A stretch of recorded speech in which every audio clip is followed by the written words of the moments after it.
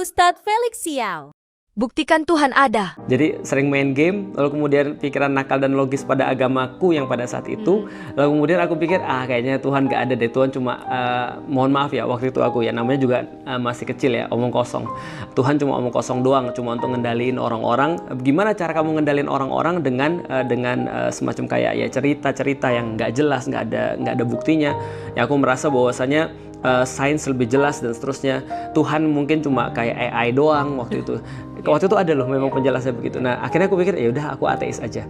Nah ketika aku ateis itu aku tetap belajar untuk curiosity-ku itu aku jawab tentang dari mana asal manusia, akan kemana dia setelah mati dan seterusnya. Somehow ketika aku belajar fisika, singkat cerita aku dapat justru yang sebaliknya. Aku mendapatkan dunia ini terlalu rumit untuk tercipta secara kebetulan. Dan itu banyak sekali kemudian yang semacam kayak ngasih proof dan ngasih argumen bahwasanya nggak mungkin dunia ini tercipta secara kebetulan. Nama teorinya kalau yang terkenal sih namanya fine tuning kan ya, bahwasanya dunia ini tercipta secara detail, secara rumit dan pasti ada yang desain.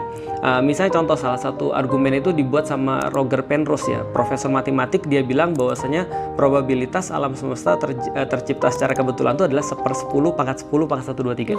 Artinya itu adalah orang sains nggak bisa jawab tuh. Orang sosial yang bisa jawab, IPS.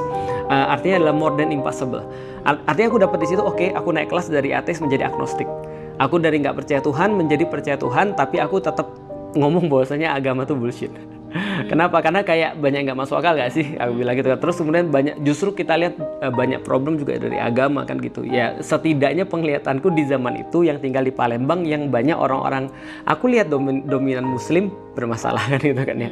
Dan juga yang lain juga yang nggak memuaskan aku. Nah somehow sampai ketika aku kuliah, aku kenalan dengan banyak orang-orang Muslim di sana. Sebelumnya juga aku sudah benar-benar sudah tidak beragama yang lama lagi. Lalu kemudian aku tahu Tuhan itu ada. Aku berusaha cari trace Tuhan itu ada. Yang aku nggak expect, yang aku juga kaget adalah justru yang aku temukan, yang aku cari itu justru ada di Islam.